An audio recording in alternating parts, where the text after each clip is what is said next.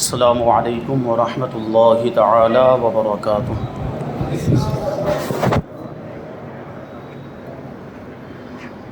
الحمد للہ رب العالمین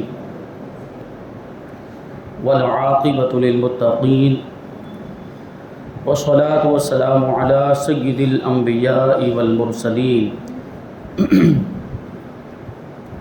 وعلى آلہ واصحابہ اجمعین، اما بعد فاعوذ باللہ من الشیطان الرجیم، بسم اللہ الرحمن الرحیم۔ وَلَنَبْلُوَنَّكُمْ بِشَيْءٍ مِّنَ الْخَوْفِ وَالْجُوعِ وَنَقْصٍ مِّنَ الْأَمْوَالِ وَالْأَنفُسِ وَالثَّمَرَاتِ وَبَشِّرِ الصَّابِرِينَ الَّذِينَ إِذَا أَصَابَتْهُم مُّصِيبَةٌ قَالُوا إِنَّا لِلَّهِ وَإِنَّا إِلَيْهِ رَاجِعُونَ أُولَئِكَ عَلَيْهِمْ صَلَوَاتٌ مِّن رَّبِّهِمْ وَرَحْمَةٌ وَأُولَئِكَ هُمُ الْمُهْتَدُونَ۔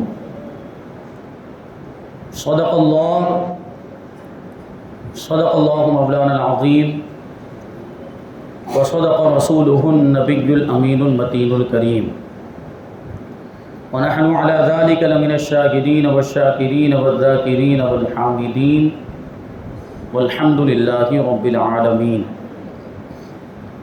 آئیے ہم اور آپ سب سے پہلے حضور سرور کائنات، فخر موجودات، باعث تخلیق کائنات، احمد مجتبی محمد مصطفیٰ صلی اللہ علیہ وسلم کی بارگاہ بے کس پناہ میں درود و سلام کا ہدیہ پیش کریں اور پڑھیں، اللہم صلی علی سیدنا و مولانا محمد معدن الجود والکرم وآلہ الکرام وابنہ الکریم وبارک وسلم، صلاۃ و سلام علیک یا رسول اللہ صلی اللہ تعالی علیہ وسلم۔ عزیزان ملت اسلامیہ، آج انشاءاللہ تبارک و تعالی اہل بیت اطہار رضی اللہ تعالی عنہم کے فضائل پر گفتگو ہوگی۔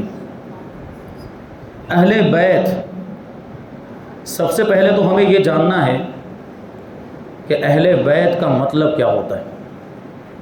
ہم یہ لفظ سنتے رہتے ہیں۔ اہل کا معنی ہوتا ہے والا، والے، اور بیت کا معنی ہوتا ہے گھر، اور یہاں گھر سے مراد نبی پاک صلی اللہ علیہ وسلم کا گھر۔ تو اہل بیت کا مطلب ہوا حضور پاک صلی اللہ علیہ وسلم کے گھر والے۔ اہل بیت کا مطلب کیا ہوا؟ حضور پاک صلی اللہ علیہ وسلم کے گھر والے۔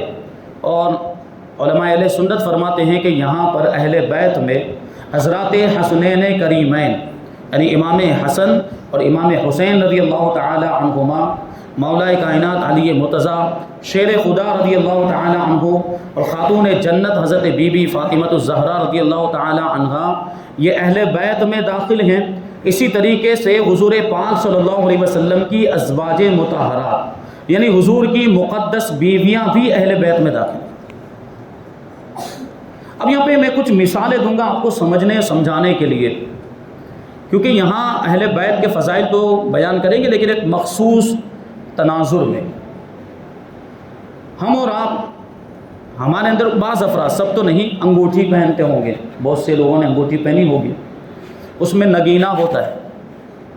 یہ نگینہ انگوٹھی میں لگنے سے پہلے یہ ایک پتھر کا ٹکڑا تھا، اور اس کی کوئی قدر و قیمت نہیں تھی، یعنی اتنا زیادہ کچھ مہنگا نہیں تھا۔ لیکن پھر کیا ہوا؟ پتھر کو کاٹا گیا، اس کو تراشا گیا، اس کو رگڑا گیا، اس کو پالش کیا گیا، اور اس کو پتہ نہیں کیا کیا اس کے ساتھ معاملات ہوئے، کتنے مراحل سے اس کو گزرنا پڑا، کتنی تکلیفوں کا سامنا کرنا پڑا، کتنی آزمائشوں، کتنی مصیبتوں کا سامنا کرنا پڑا، تب جا کے وہ بنا ایک خوبصورت نگینہ۔ اور پھر اللہ تبارک و تعالیٰ نے اس پتھر کو یہ مرتبہ عطا فرمایا کہ انگوٹھی میں جڑنے کے بعد انگوٹھی کی خوبصورتی میں اس نے اضافہ کر دیا۔ یہ ایک نگینے کی بات ہے۔ وہ جو ایک پتھر تھا اور اتنے مراحل سے گزرنے کے بعد انگوٹھی کا نگینہ بن گیا۔ اسی طریقے سے ہم دیکھتے ہیں کہ علماء کرام، جو بزرگ علماء کرام ہوتے ہیں، مشائخ اعظام، پیران طریقت، وہ عصا لے کے چلتے ہیں اپنے ساتھ، لاٹھی۔ وہ لاٹھی بھی تو اس سے پہلے اس کی حقیقت کیا تھی؟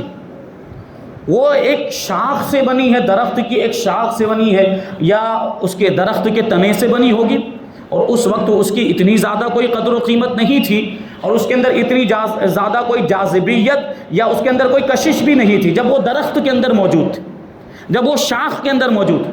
لیکن پھر کیا ہوا؟ اس پہ آرا چلایا گیا اور درخت کو کاٹا گیا، اس میں سے یہ لکڑی نکالی گئی۔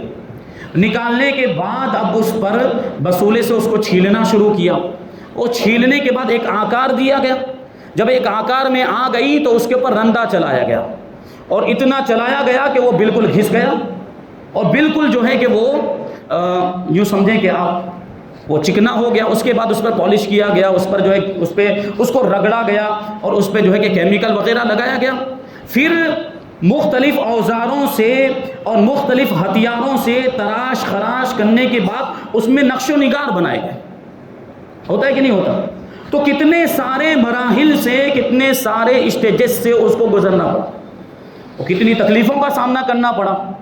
یعنی اس کو رگڑا گیا، اس کو یہ کیا گیا، اس پہ پالش کیا گیا، نقش و نگار بنایا گیا، کتنی تکلیفوں کا اس کو سامنا کرنا پڑا، کتنے امتحانات میں اس کو کامیابی حاصل کرنی پڑی، تب جا کے وہ اس لائق ہوا کہ ایک عالم دین کا عصا بن گیا۔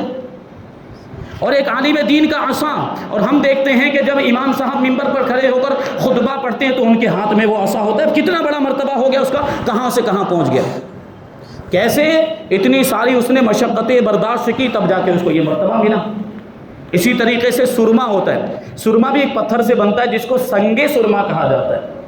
اس پتھر کو پہلے کوٹا جاتا ہے، اس کو پیٹا جاتا ہے، بار بار اس کو، ابھی تو مشینیں آ گئی، مشینوں کے اندر گھمایا جاتا ہے یہاں تک کہ بالکل وہ پاؤڈر ہو جاتا ہے اور آنکھ میں لگانے کے قابل ہو جاتا ہے۔ اتنے سارے مراحل سے، اتنی ساری آزمائشوں اور مصیبتوں سے گزرنے کے بعد تب جا کے وہ اس قابل ہوتا ہے کہ اس کو آنکھ میں لگایا جائے، اور جب وہ اس قابل ہو جاتا ہے تو لوگ اس کو اپنی آنکھوں میں سجایا کرتے ہیں اور آنکھوں کی زینت میں وہ اضافہ کر دیا کرتا ہے۔ اسی طریقے سے گیہوں کا دانہ، گیہوں کا دانہ اگر ہم نے اپنے گھر میں رکھا ہوا ہے، کسی برتن کے اندر، کسی ڈبے کے اندر اگر ہم نے بند کر کے رکھ دیا، ابھی اس کو ویسے ہی رہنے دیا جائے تو وہ خراب ہو جائے گا، یا تو اس میں سے نکالیں گے تو کھانا وغیرہ میں ڈال کر، روٹی وغیرہ بنا کر کوئی جاندار اس کو کھا لے گا تو وہ پیٹ میں جانے کے بعد نجاست میں تبدیل ہو جائے گا، گندگی کی صورت اختیار کر لے گا اور نجاست کا روپ اختیار کر لے گا۔ یہ مثالیں میں آپ کو تقریب ذہن کے لیے دے رہا ہوں، موضوع سے قریب کرنے کے لیے، ٹاپک سے قریب کرنے کے لیے۔ یہ دیکھیں، چیزیں، یہ دنیا کی چیزیں ہیں، یہ کسی قابل بنتی ہیں، ان کا مقام و مرتبہ اونچا ہوتا ہے، لیکن کب ہوتا ہے؟ بہت سارے مراحل سے گزرنے کے بعد، بہت ساری آزمائشوں اور بہت سارے امتحانات میں کامیاب ہونے کے بعد، مصیبتیں، تکلیفیں برداشت کرنے کے بعد یہ کسی قابل بنتی ہے۔ یہ دنیا کی چیزیں، بے جان چیزوں کی بات کروں۔ جب گیہوں کا دانہ، میں نے ابھی بتایا کہ وہ اگر کوئی کھا جائے تو گندگی میں تبدیل ہو جاتا ہے، لیکن یہی گیہوں کا دانہ جب اس کو زمین میں بو دیا جائے تو زمین میں پھر وہ زمین کی گرمی بھی برداشت کرتا ہے، وہ پھر دھوپ کی گرمی، تپش کو بھی برداشت کرتا ہے، اور پھر بارش کی زحمت کو بھی وہ گوارا کرتا ہے۔ اتنی تکلیفیں برداشت کرنے کے بعد آخر وہ اپنے آپ کو فنا کر دیتا ہے، اور فنا جب کرتا ہے، وہ اپنے آپ کو فنا کرتا ہے تو اس کو یہ انعام ملتا ہے کہ اس کے اندر سے ایک خوبصورت پودا نکلتا ہے، اور وہ پودا پھر روئے زمین کی زینت بن جاتا ہے۔ یعنی ہری بھری گھاس، ہرے بھرے کھیت ہم دیکھتے تو کتنا اچھا لگتا ہے، یہ روئے زمین کی زینت بن جاتا ہے، سر سبز و شاداب کھیت کی شکل اختیار کر لیتا ہے، اور انسان کی زندگی کا ذریعہ اور معاش کا وسیلہ بن جاتا ہے۔ پھر اس میں سے اور پودے نکلیں گے، اور پودا نکلا، پھر اس میں سے وہ بالیاں نکلیں گے، اس میں دانے نکلیں گے، اور پھر اور اناج کا اور غلے کا اس طریقے سے انتظام ہوتا رہے گا۔ لیکن یہ کب ہوا؟ وہ دانہ مختلف مراحل سے گزرا، بہت ساری آزمائشیں اس نے طے کی، تب یہ اس کو مرتبہ ملا، اور اب حال یہ ہو گیا ہے کہ انسان جو اشرف المخلوقات ہے وہ اس کا خادم بن کے اس کی حفاظت کرتا ہے، اس کو پانی دیتا ہے، اس کے آس پاس کی جگہ کو صاف ستھرا کرتا ہے، گھاس وغیرہ جو بیکار کی چیزیں ہوتی ہیں اس کو کاٹ دیتا ہے، اور پہرے دار بن کے اس کی نگرانی اور حفاظت کرتا ہے۔ یہ مرتبہ ملا۔ تو اس سے کیا پتہ چلا؟ ان مثالوں سے پتہ چلا کہ قانون قدرت اور دستور فطرت یہ ہے کہ کبھی بھی کسی بھی چیز کو مرتبہ، اونچا مقام اس وقت تک نہیں ملتا جب تک کہ اس کو آزمائشوں سے نہیں گزارا جاتا، جب تک کہ اس کو امتحانات سے نہیں گزارا جاتا۔ کسی بھی چیز کو اگر بلند مرتبہ چاہیے ہو تو پہلے آزمائشوں کا سامنا کرنا پڑتا ہے، پہلے امتحانات سے گزرنا پڑتا ہے، مصیبتیں جھیلنی پڑتی ہیں، تکلیفیں برداشت کرنی پڑتی ہیں، تب جا کے اللہ تبارک و تعالیٰ اونچا مقام و مرتبہ عطا فرماتا ہے۔ ذہن پہنچا ہوگا، ذہن آپ کا اب پہنچا ہوگا کہ اگر ہمیں اونچا مرتبہ چاہیے، بلند مقام چاہیے تو تکلیفیں برداشت کرنی پڑے گی، مصیبتیں جھیلنی پڑے گی۔ اور اس کو الٹا کر کے بھی دیکھ سکتے ہیں، جو جتنی تکلیفیں برداشت کرتا ہے، جو جتنی مصیبتیں برداشت کرتا ہے، پھر اللہ تبارک و تعالیٰ ویسا ہی مرتبہ بھی عطا فرماتا ہے، دونوں طرف سے۔ جیسا مرتبہ ویسی تکلیفیں، یا جیسی تکلیفیں پھر ویسا مرتبہ مل جاتا ہے۔ یہ اللہ تبارک و تعالیٰ کا نظام قدرت ہے۔ اس شاعر نے اسی کے تعلق سے کہا تھا کہ نامی کوئی بغیر مشقت کے نہیں ہوا، نامی مطلب مشہور، نامی کوئی بغیر مشقت یعنی بغیر تکلیف کے نہیں ہوا، نامی کوئی بغیر مشقت نہیں ہوا، 100 بار جب عقیق کٹا تب نگی ہوا۔ عقیق ایک قیمتی پتھر ہوتا ہے، اس کو 100 بار کاٹا جاتا ہے، تراشا جاتا ہے، تب جا کے وہ نگینہ بنتا ہے اور انگوٹھی میں لگانے کے قابل بنتا ہے۔ اسی طریقے سے ایک عارف باللہ نے کہا تھا کہ مٹا دے اپنی ہستی کو اگر کچھ مرتبہ چاہے، مٹا دے اپنی جیسے گیہوں کا دانہ اپنی ہستی کو مٹا دیتا ہے، اپنے آپ کو فنا کر دیتا ہے، تب جا کے اس میں سے پودا نکلتا ہے۔ تو شاعر کہتے ہیں مٹا دے اپنی ہستی کو اگر کچھ مرتبہ چاہے کہ دانہ خاک میں مل کر گلے گلزار ہوتا ہے۔ اپنی ہستی کو فنا کریں گے تو پھر مرتبے ویسے ملیں گے۔ اور ایک مقولہ مشہور ہے، کہا جاتا ہے البلایا علی قدر العطایا، کہ آزمائشیں جیسی ہوتی ہیں پھر انعام بھی ویسا ملتا ہے، یا انعام و مقام و مرتبہ آزمائشیں برداشت کرنے کے بعد اور تکلیفیں جھیلنے کے بعد ہی ملتا ہے۔ اور اللہ کے رسول صلی اللہ علیہ وسلم نے ارشاد فرمایا اشد الناس بلاء الانبیاء ثم الامثل فالامثل، کہ لوگوں میں سب سے زیادہ کسی کی آزمائش ہوتی ہے وہ انبیاء کرام کی جماعت، کیونکہ مرتبہ بھی تو سب سے بڑا ہے۔ انبیاء کرام انسانوں میں سب سے افضل ہیں اور سب سے بڑا مرتبہ انسانوں کا ہے، انبیاء کرام کا انسانوں میں سب سے بڑا مرتبہ ہے، اس وجہ سے ان کی آزمائش بھی ویسی ہوتی ہے، یعنی سب سے سخت آزمائش انبیاء کرام کی ہوتی ہے، پھر اس کے بعد جس کا جیسا مرتبہ ویسی آزمائش ہوتی ہے۔ اسی وجہ سے اللہ تبارک و تعالیٰ نے قرآن مجید میں ارشاد فرمایا وَلَنَبْلُوَنَّكُمْ بِشَيْءٍ مِّنَ الْخَوْفِ وَالْجُوعِ وَنَقْصٍ مِّنَ الْأَمْوَالِ وَالْأَنفُسِ وَالثَّمَرَاتِ وَبَشِّرِ الصَّابِرِينَ، اور ہم ضرور تمہیں آزمائیں گے کچھ خوف اور کچھ بھوک کے ذریعے سے، کچھ مال کی کمی کے ذریعے سے، اور وَنَقْصٍ مِّنَ الْأَمْوَالِ وَالْأَنفُسِ، اور جانوں کی کمی کے ذریعے سے، پھلوں کی کمی کے ذریعے سے آزمائیں گے۔ اور اے محبوب آپ صبر کرنے والوں کو خوشخبری دے دے، جب ان کو کوئی مصیبت پہنچتی ہے تو وہ کیا کہتے ہیں اِنَّا لِلَّهِ وَإِنَّا الیہ راجعون، کہ ہم اللہ ہی کے ہیں اور ہمیں اسی کی طرف پلٹنا ہے۔ اور صبر کرنے والوں کو انعام کیا ملتا ہے؟ اولئک علیہم صلوات من ربہم ورحمہ، یہی وہ لوگ ہیں کہ ان پر ان کے رب کی جانب سے درودیں ہیں اور اس کی رحمت ہے، واولئک هم المہتدون، اور یہی ہدایت یافتہ ہیں۔ یہ صبر والوں کا مقام و مرتبہ، مصیبتوں میں جو صبر کرتے ہیں، آزمائشوں میں جو صبر کرتے ہیں تو اللہ تبارک و تعالیٰ ان کو اونچا مقام عطا فرماتا ہے، پھر وہ اللہ کی رحمت کے حقدار ہو جاتے ہیں، وہ اللہ کی طرف سے درود کے حقدار ہو جاتے ہیں، اور ایسے لوگوں کے بارے میں فرمایا گیا کہ وہ ہدایت یافتہ ہے۔ اب ہم دیکھیں اہل بیت اطہار، اللہ تبارک و تعالیٰ نے کتنا اونچا مقام و مرتبہ عطا فرمایا، ان کے کیسے فضائل اور کیسے کمالات اللہ تبارک و تعالیٰ نے آپ کو عطا فرمائے، سیادت اور سرداری کی سلطنت کا تاجدار بنا دیا ہے، اور شرافت و نجابت کا نورانی تاج اہل بیت اطہار کے سر پہ رکھا گیا۔ اور قانون قدرت کے مطابق، دستور فطرت کے مطابق ان کو بھی تو آزمائشوں کا سامنا کرنا تھا، اور پھر ان کی آزمائش ان کے مرتبے کے مطابق تھی۔ اہل بیت اطہار کا مرتبہ بھی تو دیکھیں، رسول اللہ صلی اللہ علیہ وسلم کے خاندان سے ان کا تعلق ہے، اور اہل بیت اطہار کے شہزادے حضور کے خاندان کے چشم و چراغ ہیں، ان کی رگوں میں رسول پاک صلی اللہ علیہ وسلم کا خون رواں دواں ہے، تو پھر ان کی آزمائش اور ان کا امتحان بھی ویسا ہوا۔ اور جب اللہ تبارک و تعالیٰ نے ان کا امتحان لیا، ان کی آزمائش کی، اور وہ اس آزمائش میں کامیاب ہوئے تو پھر ویسا مرتبہ بھی ملا۔ کربلا کے میدان میں اہل بیت اطہار کو بھوک کے ذریعے بھی آزمایا گیا اور پیاس کے ذریعے سے بھی آزمایا گیا، اور خوف کا بھی معاملہ تھا، مال بھی قربان کرنا پڑ گیا، جان بھی قربان کرنی پڑ گئی۔ اتنی زیادہ مصیبتیں اور اتنی زیادہ تکلیفوں کے پہاڑ توڑے گئے کہ اگر وہ مصیبتیں کوہ ہمالیہ پر بھی نازل ہوتی تو اس کا دامن صبر بھی تار تار ہو جاتا، لیکن یہ اہل بیت اطہار، رسول پاک صلی اللہ علیہ وسلم کا خون جن کی رگوں میں روا دوا ہو، اور جو مولا کائنات کے سپوت ہوں، اور شجاعت و بہادری جن کو وراثت میں ملی ہو،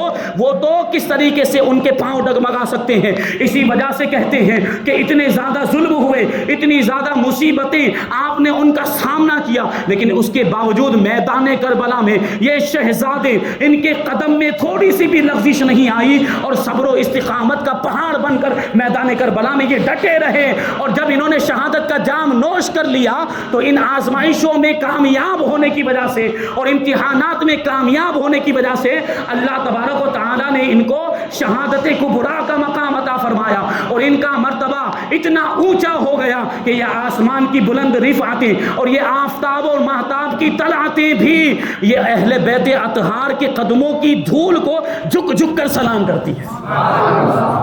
کتنا بلند مقام ہو گیا، اور کیوں نہ ہو، کیونکہ یہ کہاں ان کا مقام و مرتبہ، یہ گلشن رسالت کے پھول ہیں، یہ رسول پاک صلی اللہ علیہ وسلم کے اہل بیت ہیں۔ کیسا بلند و مقام اور اتنا بلند رتبہ کیوں نہ ہو، کیونکہ ان کے خون کے قطرے قطرے میں نبی اور علی کا خون شامل ہے، اور یہ شہزادے محبوب خدا کے پیارے ہیں، مولا علی کے دلارے ہیں، اور فاطمہ کی آنکھوں کے تارے ہیں۔ کتنا اونچا مقام۔ اور پھر ہم دیکھیں اہل بیت اطہار کے فضائل و کمالات، ان کا تو کہنا ہی کچھ اور۔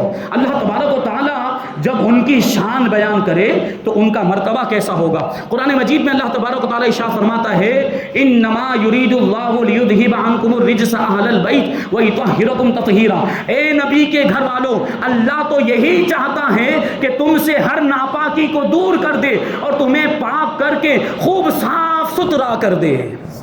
اہل بیت اطہار کے بارے میں اللہ تعالیٰ ارشاد فرماتا ہے۔ جب یہ آیت کریمہ نازل ہوئی، مسلم شریف میں ہے، جب یہ آیت کریمہ نازل ہوئی تو نبی کریم صلی اللہ علیہ وسلم اپنے مکان مبارک سے باہر تشریف لائے، اور کیفیت یہ تھی کہ حضور پاک صلی اللہ علیہ وسلم نے ایک منقش چادر اوڑھی ہوئی تھی، نقش و نگار والی چادر۔ اب اللہ کے رسول صلی اللہ علیہ وسلم نے امام حسن کو بلایا، امام حسین کو بلایا، مولا کائنات کو بلایا، بی بی فاطمہ کو بلایا، اور ان چاروں کو اپنی چادر میں داخل فرمایا، اور پھر نبی کریم صلی اللہ علیہ وسلم نے اللہ تبارک و تعالیٰ کی بارگاہ میں دونوں ہاتھوں کو اٹھا کر دعا فرمائی، اور اللہ کی بارگاہ میں یوں عرض کرتے ہیں، اللہم ہؤلاء اہل بیتی و خاصتی اذہب عنہم الرجس وطہرہم تطہیرا۔ اے پروردگار عالم، تو نے وعدہ فرمایا، قرآن میں یہ آیت کریمہ آ گئی کہ اللہ تو یہی چاہتا ہے کہ اے نبی کے گھر والوں، تم سے ساری ناپاکیوں کو دور کر دے اور تمہیں اتنا پاکیزہ کر دے کہ تم صاف ستھرے ہو جاؤ۔ تو یہ میرے اہل بیت ہیں، یہ میرے گھر والے ہیں، یہ میرے خاص لوگ ہیں، ان سے ناپاکی کو دور کر دے اور انہیں پاک کر کے خوب صاف ستھرا کر دے۔ جب بی بی ام سلمہ رضی اللہ تعالی عنہا نے یہ دعا سنی تو کہنے لگی، وَأَنَا مِنْهُمْ، یا رسول اللہ کیا میں بھی ان میں سے ہوں؟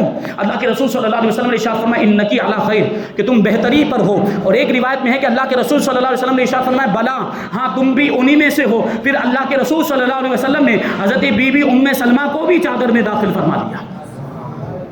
کتنا بڑا مقام و مرتبہ۔ اسی طریقے سے ایک مرتبہ نجران کے عیسائی اللہ کے رسول صلی اللہ علیہ وسلم کی بارگاہ میں آئے اور حضرت عیسیٰ علیہ السلام کے بارے میں حضور سے بحث کرنے لگے، بحث و مباحثہ کرنے لگے، کیونکہ حضرت عیسیٰ علیہ السلام کے بارے میں عیسائیوں کا عقیدہ درست نہیں۔ ہمارا عقیدہ یہ ہے کہ وہ اللہ کے نبی اور اس کے بندے ہیں۔ حضور پاک صلی اللہ علیہ وسلم نے ان کو سمجھانے کی کوشش کی، دلائل پیش کیے، لیکن وہ ماننے کے لیے تیار ہی نہیں، یہاں تک کہ وہ کٹ حجتی اور ہٹ درمی پر اتر آئے اور جھگڑا کرتے رہے، حضور پاک صلی اللہ علیہ وسلم سے بحث و مباحثہ کرتے ہی رہے۔ اللہ تبارک و تعالیٰ کو یہ گوارا نہیں ہوا تو اللہ تبارک و تعالیٰ نے آیت مباہلہ نازل فرمائی۔ آیت کریمہ فمن حاجک فیہ من بعد ما جاءک من العلم فقل تعالوا ندعو ابناءنا وابناءکم ونساءنا ونساءکم وانفسنا وانفسکم ثم نبتہل فنجعل لعنت اللہ علی الکاذبین. حضور سے ارشاد فرمایا گیا اے محبوب آپ فرما دیں کہ جو بھی عیسیٰ علیہ السلام کے بارے میں آپ سے جھگڑا کرے گا آپ ان سے کہہ دیں کہ آؤ ہم اپنے بیٹوں کو بلاتے ہیں تم اپنے بیٹوں کو بلاؤ, ہم اپنی عورتوں کو بلاتے ہیں تم اپنی عورتوں کو بلاؤ, ہم خود بھی آتے ہیں تم خود بھی آ جاؤ, پھر رب کی بارگاہ میں گڑ گڑا کر دعا کریں اور جھوٹوں پر اللہ کی لعنت بھیجیں. مباہلہ کا یہی مطلب ہوتا ہے. مباہلہ کا مطلب یہ ہوتا ہے کہ دو لوگ جب دو مختلف ادیان اور مذہب کے ماننے والے لوگوں کے درمیان جب اختلاف ہو جائے تو وہ دونوں آپس میں اللہ کی بارگاہ میں دعا کرتے ہیں اور ایک دوسرے پر اللہ کی لعنت بھیجتے ہیں, یعنی جو بھی جھوٹا ہے اس پر اللہ کی لعنت ہو, یہ مباہلہ کیا جاتا ہے. مباہلہ کا یہ مطلب ہوتا ہے. اب جب یہ آیت کریمہ حاصل ہوئی تو اللہ کے رسول صلی اللہ علیہ وسلم نے نجران کے عیسائیوں کو کہا کہ تم کل میدان میں آ جانا اور ہم مباہلہ کریں گے, تم بھی اپنے بیٹے بیٹیوں کو اپنے خاندان والوں کو لے کر آ جانا اور میں بھی اپنے خاندان والوں کو لے کر آ جاؤں گا. اب دوسرے دن صبح یہ نجران کے جو عیسائی تھے میدان میں پہنچ گئے, اللہ کے رسول صلی اللہ علیہ وسلم کی بارگاہ میں پہنچے اور اللہ کے رسول صلی اللہ علیہ وسلم کی شان, یہ اس شان کے ساتھ حضور پاک صلی اللہ علیہ وسلم اپنے کاشانہ نبوت سے برآمد ہوئے, اپنے مکان مبارک سے باہر تشریف لائے کہ حضرت امام حسین رضی اللہ تعالیٰ عنہ گود میں ہیں اور امام حسن مجتبی رضی اللہ تعالیٰ عنہ کا ہاتھ حضور پاک صلی اللہ علیہ وسلم کے دستے مبارک میں اور پیچھے مولا کائنات علی مرتضیٰ چل رہے ہیں اور ان کے پیچھے خاتون جنت بی بی فاطمہ الزہرا رضی اللہ تعالیٰ عنہ. اس شان کے ساتھ یہ قافلہ نکلا ہے اور حضور پاک صلی اللہ علیہ وسلم نے ان چاروں سے کہہ دیا کہ میں دعا کروں گا تو تم آمین کہنا. اب میدان میں پہنچ گئے, وہ عیسائی بھی پہنچ گئے, حضور پاک صلی اللہ علیہ وسلم بھی اہل بیت اطہار کو لے کر یہ پنجتن پاک کا قافلہ میدان میں پہنچ گیا. اب عیسائیوں کے ساتھ ان کا ایک بہت بڑا پادری بھی, بلکہ کہہ لیجیے سب سے بڑا پادری تھا جس کا نام تھا عبد المسیح. اس نے جب حضور پاک صلی اللہ علیہ وسلم کو اور حضرات حسنین کریمین مولا کائنات اور فاطمہ الزہرا کو دیکھا تو وہ عیسائیوں سے اور نصرانیوں سے کہنے لگا کہ سنو, میں ایسوں کے چہروں کو دیکھ رہا ہوں کہ وہ اللہ تبارک و تعالیٰ کی بارگاہ میں اگر پہاڑ کو ہٹانے کی دعا کریں تو اللہ تبارک و تعالیٰ ان کی دعا کی وجہ سے پہاڑ کو بھی اپنی جگہ سے ہٹا دے گا. ایسے چہرے ہیں اور ایسا مقام ہے اللہ کی بارگاہ میں ان کا. جب وہ اپنے پادری کی ان لوگوں نے بات سنی تو تھوڑے ڈگمگ ہوئے اور پھر جزیہ ادا کرنا انہوں نے منظور کر لیا کہ ہم ٹیکس ادا کرنے پر راضی ہیں اور مباہلہ کرنے کے لیے تیار نہیں ہوئے. اللہ کے رسول صلی اللہ علیہ وسلم نے اس وقت ارشاد فرمایا کہ اگر یہ خدا کی قسم, اس ذات کی قسم جس کے قبضہ قدرت میں میری جان ہے, یہ لوگ مباہلہ کرنے کے لیے تیار نہیں ہوئے. اگر یہ مجھ سے مباہلہ کرتے تو نیست و نابود ہو جاتے اور ان کی صورتیں بدل دی جاتی, ان کو سور بنا دیا جاتا اور ان کو کتا بنا دیا جاتا, ان کو بندر کی شکلوں میں تبدیل کر دیا جاتا. خدا کا عذاب نجران کے لوگوں سے بہت ہی قریب آ چکا تھا. اگر یہ مباہلہ کرتے تو جنگلوں میں آگ لگ جاتی اور جنگل کے جانور چرند پرند نیست و نابود ہو جاتے, جل کر خاک ہو جاتے اور ایک ہی سال کے اندر دنیا کی روئے زمین سے نصرانیوں کا نام و نشان مٹ جاتا. یہ مباہلہ کیا. دیکھیں یہاں پر بھی کیا حکم ہوا تھا, بات کیا منصوبہ اور پلان کیا ہوا تھا کہ عیسائیوں کو حضور نے حکم دیا کہ تم اپنے بیٹوں کو لے کر آؤ, ہم اپنے بیٹوں کو لے کر آتے ہیں, تم اپنی عورتوں کو لے کر آؤ, ہم اپنی عورتوں, ہم خود بھی آتے ہیں, تم خود بھی آؤ. یہ اب میدان میں خاندان والوں کو لے کر آنے کی بات تھی. لیکن یہاں پر دیکھیں دوسرے بھی تو لوگ تھے. دنیا اسلام کے اندر مسلمانوں کی ایک بڑی تعداد موجود تھی, لیکن نگاہ نبوت نے دنیا اسلام کے اندر جن ہستیوں کا انتخاب کیا وہ حضرات حسنین کریمین تھے اور علی و فاطمہ تھے. کتنا بڑا مقام ہے. اور حضور پاک صلی اللہ علیہ وسلم نے حضرات حسنین کریمین کو اپنا بیٹا فرمایا. اسی وجہ سے قیامت تک امام حسن اور امام حسین کو ابن رسول اللہ کہا جائے گا, رسول اللہ کا بیٹا کہا جائے گا, کیونکہ حضور نے بھی نواسا ہونے کے باوجود حضرات حسنین کریمین کو اپنا بیٹا کہا. اور ایک روایت میں ہے حضرت سعد بن ابی وقاص رضی اللہ تعالیٰ عنہ جو جنتی صحابی عشرہ مبشرہ میں ان کا شمار ہوتا ہے کہ مباہلہ کے لیے جب رسول پاک صلی اللہ علیہ وسلم اپنے گھر سے باہر نکلے، حضرت امام حسن، امام حسین، حضرت علی اور حضرت بی بی فاطمہ یہ سب ساتھ میں تھے، ان کے بارے میں حضور نے ارشاد فرمایا اللہم ہؤلاء اہل بیتی، اے پروردگار یہ میرے اہل بیت ہے۔ یہ واقعہ اسی طریقے سے حجۃ الوداع سے جب حضور پاک صلی اللہ علیہ وسلم واپس ہو رہے تھے تو غدیر خم ایک جگہ کا نام ہے، ایک تالاب، اس کے پاس کھڑے رہ کر حضور پاک صلی اللہ علیہ وسلم نے ایک تاریخی خطبہ ارشاد فرمایا تھا، اور اسی میں وہ بات بھی ارشاد فرمائی مولا کائنات کے بارے میں، من کنت مولا فعلی مولا، میں جس کا مولا علی بھی اس کے مولا ہے، میں جس کا دوست علی بھی اس کے دوست ہیں، میں جس کا محبوب علی بھی اس کے محبوب، یعنی جو مجھ سے محبت کرتا ہے اسے علی سے بھی محبت ہونی چاہیے، اور جو علی سے محبت نہیں کرتا وہ مجھ سے بھی محبت نہیں کرتا۔ یہ حضرت علی کے بارے میں حضور نے اس خطبے میں ارشاد فرمایا، اور اسی خطبے میں ایک اور بات بڑی اہم حضور پاک صلی اللہ علیہ وسلم نے ارشاد فرمائی، یہ ارشاد فرمایا کہ وَأَنَا تَارِكُمْ فِيكُمُ الثَّقَلَيْنِ، کہ اے لوگوں سنو، میں تم میں دو بھاری بھرکم چیزیں چھوڑ کر جا رہا ہوں، دو بھاری چیزیں چھوڑ کر جا رہا ہوں، احدہما کتاب اللہ فیہ الہدی والنور فخذوا بکتاب اللہ واستمسکوا بہ، ان دو چیزوں میں سے ایک چیز اللہ کی کتاب یعنی قرآن مجید جس کے اندر ہدایت اور نور موجود ہے، تو تم اللہ کی کتاب کو لے لو اور اس پر عمل کرنا شروع کر دو۔ اور آگے راوی کہتے ہیں حضور نے ارشاد فرمایا وَأَهْلُ بَيْتِي أُذَكِّرُكُمُ اللَّهَ فِي أَهْلِ بَيْتِي أُذَكِّرُكُمُ اللَّهَ فِي أَهْلِ بَيْتِي، حضور نے ارشاد فرمایا ایک چیز تو کتاب اللہ ہے یعنی قرآن مجید، اور دوسری بھاری بھرکم چیز میرے اہل بیت ہے، اور میں اپنے اہل بیت کے بارے میں تمہیں اللہ کی یاد دلاتا ہوں۔ مطلب یہ کیا تھا؟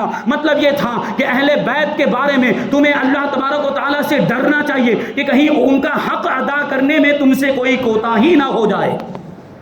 یہ اہل بیت کا مرتبہ حضور نے اس مقام پر واضح کیا، اور حجۃ الوداع کے موقع پر جو حضور نے خطبہ ارشاد فرمایا 1,00,000 سے زیادہ صحابہ کرام موجود، اور 1,00,000 سے زیادہ صحابہ اکرام کی موجودگی میں حضور نے یہ ارشاد فرمایا یا ایھا الناس انی ترکت فیکم ما اخذتم بہ لن تضلوا کتاب اللہ وعترتی اہل بیت، اے لوگو میں تمہارے درمیان ایسی چیزیں چھوڑ کر جا رہا ہوں کہ اگر تم نے ان چیزوں کو پکڑ لیا، ان چیزوں کو مضبوطی سے تھام لیا تو تم کبھی بھی گمراہ نہ ہو سکو گے، تم ہرگز بھی گمراہ نہ ہو سکو گے۔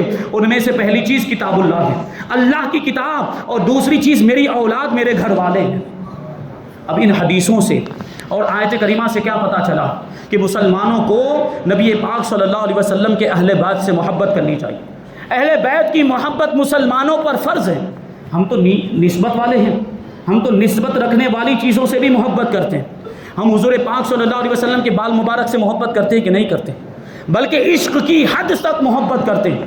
حضور کا جبہ مبارک، حضور کی نالین مبارک، یہ ساری چیزوں سے ہم محبت کرتے ہیں کہ نہیں کرتے؟ یہ حضور سے نسبت رکھنے والی چیزیں، یہ ہمارے لیے قابل احترام، یہ ہمارے لیے قابل تعظیم، ہم ان سے محبت کرتے ہیں اور ہم ان کا احترام کرتے ہیں۔ اور حضور کے اہل بیت تو حضور کے جسم کا حصہ ہیں، تو ان سے کتنی محبت ہونی چاہیے۔ ان سے محبت کرنا ہر مسلمان کے لیے لازم اور ضروری ہے، کیونکہ ہم حضور سے محبت کرتے ہیں تو حضور جن سے محبت کرتے ہیں ہمیں ان سے محبت کرنا ہمارے لیے لازم اور ضروری ہو جاتا ہے۔ اسی لیے تو امام شافعی رضی اللہ تعالیٰ عنہ نے، کتنے بڑے امام، ان کا مسلک دنیا میں ان کے مقلدین لاکھوں کی تعداد میں موجود ہیں۔ امام شافعی رضی اللہ تعالیٰ عنہ نے 2 شعر کہے۔ پہلا شعر یا اہل بیتی رسول حبکم فرض من اللہ فی القرآن انزلا، کہ اے رسول اللہ صلی اللہ علیہ وسلم کے اہل بیت، آپ کی محبت اللہ کی جانب سے فرض ہے، اور یہ حکم اس قرآن کے اندر ہے جو اللہ نے نازل فرمایا۔ حضور نے کیا ارشاد فرمایا؟ قل لا اسألکم علیہ اجرا الا المودۃ فی القربى، کہ اے لوگوں میں نے جو کچھ بھی تبلیغ کی، اسلام کی دعوت دی اور اسلام کی دولت سے تم کو سرفراز کیا اور اسلام کی ایمان سے تم کو میں نے وابستہ کیا، اس پر میں کچھ اجرت نہیں مانگتا، اس پر میں کوئی مالی معاوضہ نہیں مانگتا، بس میری خواہش اتنی ہے کہ قرابت داروں سے محبت کرو، الا المودۃ فی القربى، میرے رشتہ داروں سے محبت کرو۔ یہ قرآن مجید کے اندر آیا، قرآن مجید کے اندر ارشاد فرمایا کہ ہم ایمان والے ہیں تو ہمارے ایمان کا تقاضا یہ ہے کہ رسول پاک صلی اللہ علیہ وسلم کے اہل بیت سے ہم محبت کریں۔ اور دوسرا شعر کیا؟ حضرت امام شافعی اہل بیت سے بڑی محبت کرتے تھے، والہانہ محبت، اور اسی محبت کی وجہ سے خارجیوں نے امام شافعی پر شیعہ ہونے کا الزام لگا دیا کہ یہ تو رافضی ہیں۔ میرا سوال یہ ہے کہ کیا اہل بیت سے محبت صرف رافضی اور شیعہ ہی کرتے ہیں؟ اہل بیت سے کیا اہل سنت محبت نہیں کرتے ہیں؟ اہل سنت تو اس طرح محبت کرتے ہیں جس طرح محبت کرنی چاہیے۔ حقیقت میں اگر کوئی اہل بیت سے محبت کرتا ہے تو وہ اہل سنت و جماعت ہے۔ شیعہ تو غلو کرتے ہیں، شیعہ تو اہل بیت کو ان کے مرتبے سے بھی بڑھا دیتے ہیں، لیکن ہمارا معاملہ کہ اللہ تبارک و تعالیٰ نے جو مرتبہ عطا فرمایا ہے اس مرتبے کا لحاظ کرتے ہوئے ہم ان سے محبت کرتے ہیں۔ شیعہ لوگوں میں تو بعض طبقے تو ایسے ہیں، ان میں بعض فرقے تو ایسے ہیں جو معاذ اللہ مولا کائنات کو خدا تک پہنچا دیتے ہیں۔ یہ ایسی ویڈیو کلپیں آپ کو ملیں گی یوٹیوب کے اوپر جس میں ان لوگوں نے حضرت علی کو خدا کہہ دیا۔ ابھی ایک کلپ گھوم رہی تھی، اس میں ان کا ایک ذاکر جو ان کے بیان کرنے والے ہوتے ہیں نا شیعہ لوگوں میں، ان کا ایک ذاکر کہہ رہا ہے کہ خدا تک تو ہم پہنچ ہی نہیں سکتے، یعنی ہم خدا کی عبادت کر ہی نہیں سکتے، لہٰذا ہمیں علی کی عبادت کرنی چاہیے۔ معاذ اللہ، حضرت علی کو خدا بنا دیا، مشرک ہو گئے۔ دیکھیے غلو کیا، علی کی محبت میں گمراہ ہو گئے۔ اور ایک علی کی محبت میں گمراہ ہونے والا طبقہ یہ ہے جو معاذ اللہ حضرت علی کو کافر کہہ دیتا ہے۔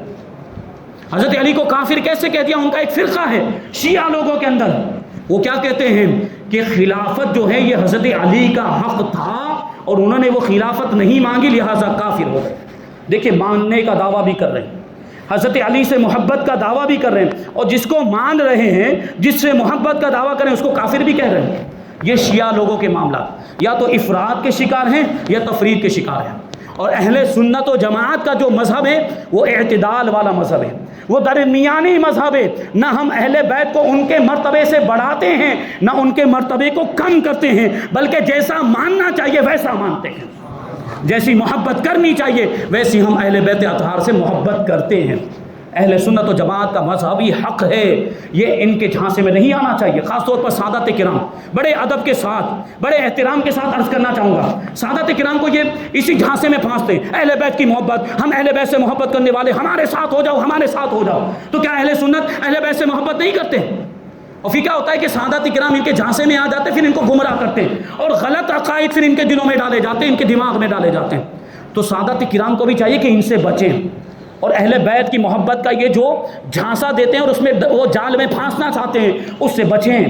علماء اہل سنت کے رابطے میں آئیں، ان کے دامن سے وابستہ ہو جائیں، وہ صحیح عقائد آپ کو بتائیں گے کہ اہل سنت کے بارے میں آپ اہل بیت کے بارے میں آپ کو کیا عقیدہ رکھنا چاہیے۔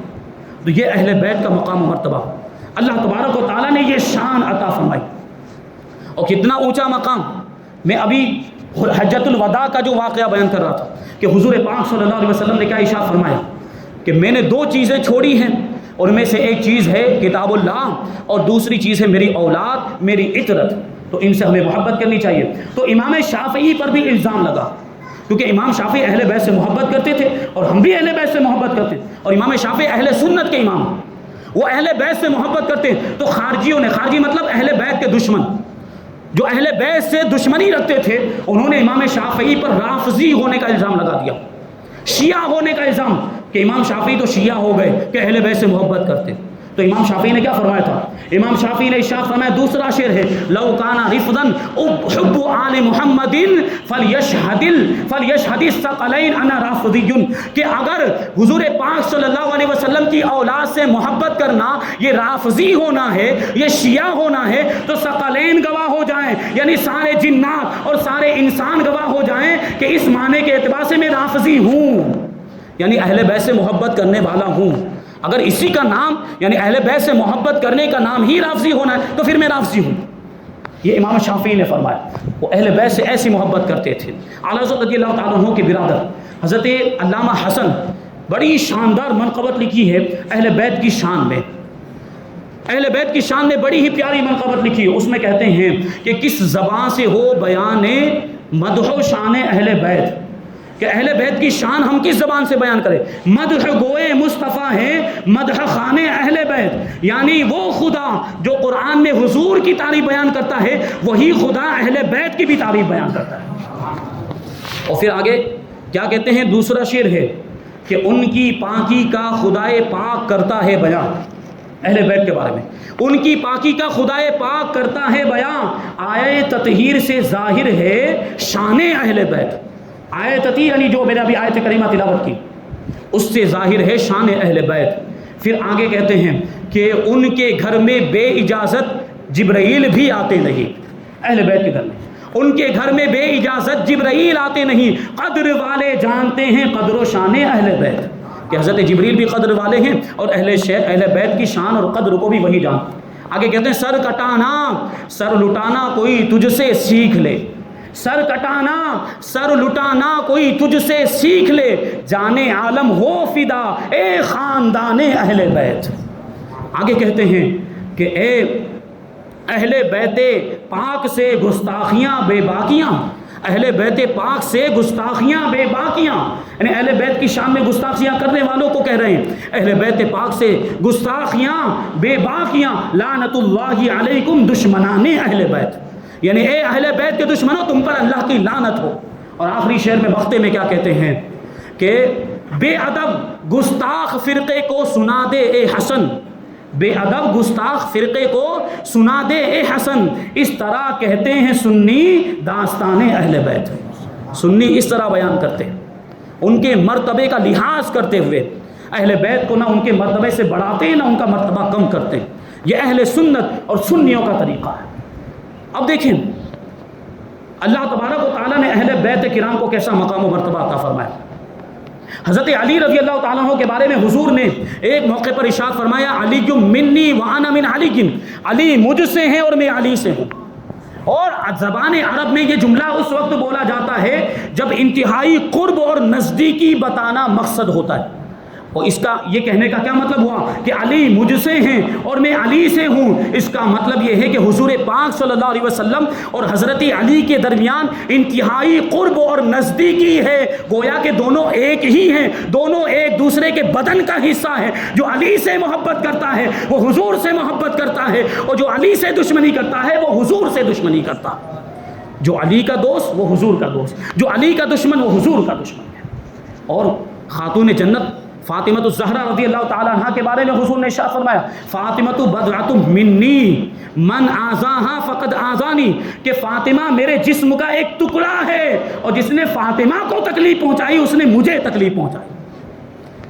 اور حضرت حسنین کریمین امام حسن اور امام حسین کے بارے میں روایتوں میں آیا کہ حضور پاک صلی اللہ علیہ وسلم کبھی حضرات حسنین کریمین کو اپنے کندھوں پر بچھا لیا کرتے تھے اور کبھی اپنے سینے سے لگا کر ارشاد فرماتے تھے ہذان ابنایا و ابنا بنتی اللہم انی احبہما فاحبہما واحب من یحبہما، اے پروردگار، حضور پاک صلی اللہ علیہ وسلم حضرات حسنین کریمین کی طرف اشارہ کرتے ہوئے یوں ارشاد فرماتے یہ دونوں میرے بیٹے ہیں اور میری بیٹی کے بیٹے ہیں، یعنی میرے نواسے ہیں، اے پروردگار عالم میں ان دونوں سے محبت کرتا ہوں، تو بھی ان سے محبت فرما اور جو ان سے محبت کرتے ہیں ان سے بھی محبت فرما۔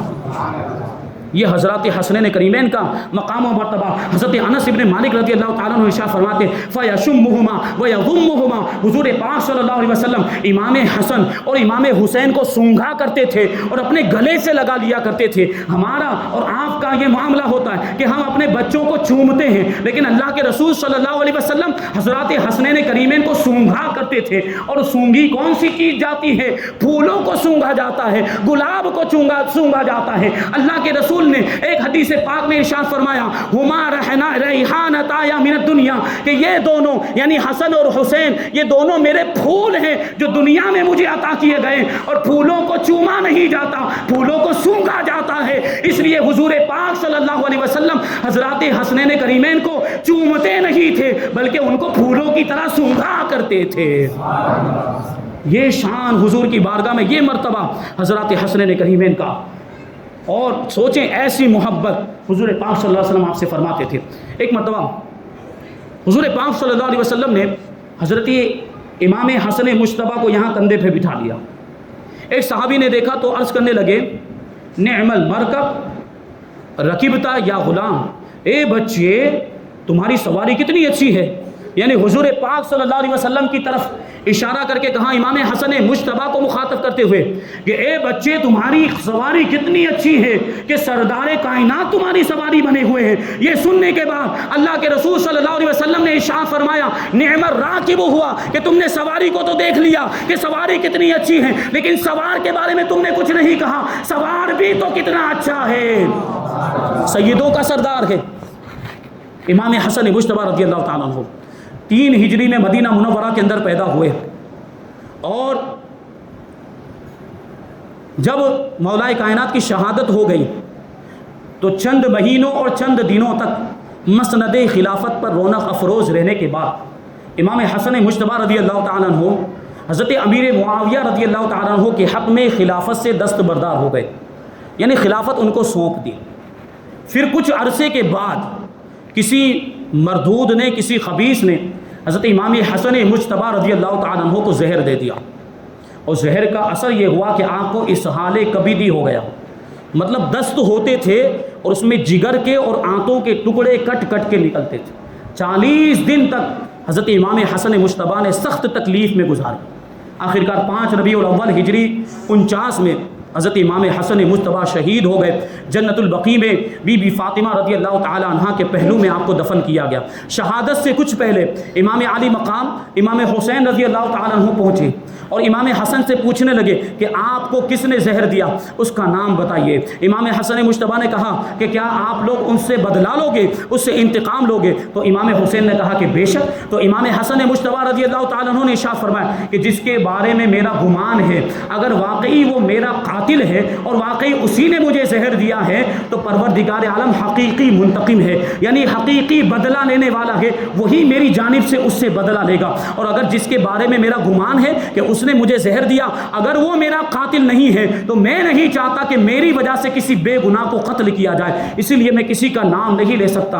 امام حسن نے کسی کا نام نہیں بتایا تھا اور ایسے ہی دنیا سے تشریف لے گئے، آپ کی شہادت ہو گئی۔ بعض لوگ کہتے ہیں کہ حضرت جعدہ بنت قیس ابن اشعث جو امام حسن مجتبیٰ کی بیوی تھی، ان کے بارے میں لوگوں نے مشہور کر دیا کہ انہوں نے امام حسن کو زہر دیا تھا اور یزید نے اس کو لالچ دی تھی۔ یزید نے کہا تھا کہ اگر تم امام حسن کو زہر دے دو گی تو تم سے میں نکاح کر لوں گا اور خوب مال و دولت سے نوازوں گا۔ تو بعض لوگ یہ بات بیان کرتے ہیں، جبکہ اس روایت میں کوئی سچائی نہیں ہے، یہ روایت غلط ہے، کیونکہ امام حسن مجتبیٰ رضی اللہ تعالیٰ عنہ کی زوجیت میں آ جانا اور امام حسن کی بیوی بن جانا یہ کوئی جو ہلکی پھلکی بات نہیں تھی، یہ تو بہت اونچے مقام کی بات تھی۔ اور دوسری بات، امام حسن مجتبیٰ سے جب امام حسین نے پوچھا تو کسی کا نام نہیں بتایا تھا، تو پھر کیسے پتا چلا کہ حضرت جعدہ نے زہر دیا تھا؟ حضرت امام حسن نے جب بتایا ہی نہیں تو ان لوگوں کو کیسے پتا چلا؟ وہ جو بعد میں روایتیں کرنے لگ گئے، تو یہ روایت بالکل غلط ہے۔ اور اگر یہ روایت صحیح بھی ہوتی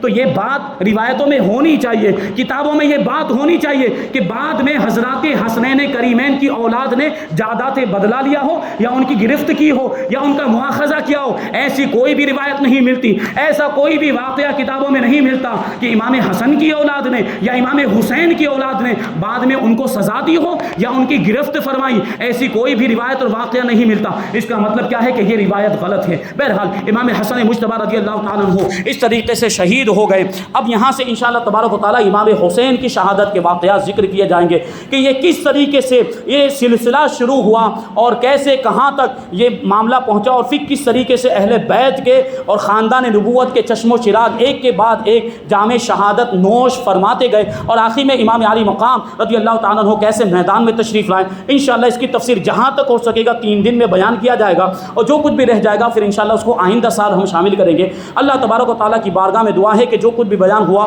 اس پر ہم سب کو عمل کرنے کی توفیق عطا فرمائے، اہل بیت اطہار سے ہم سب کو محبت کرنے کی توفیق عطا فرمائے، رسول پاک صلی اللہ علیہ وسلم کے طریقے پر، آپ کی سنتوں پر، آپ کی شریعت پر اور احکام اسلام پر ہم سب کو عمل کرنے کی توفیق عطا فرمائے۔ وما علینا الا البلاغ۔ السلام علیکم۔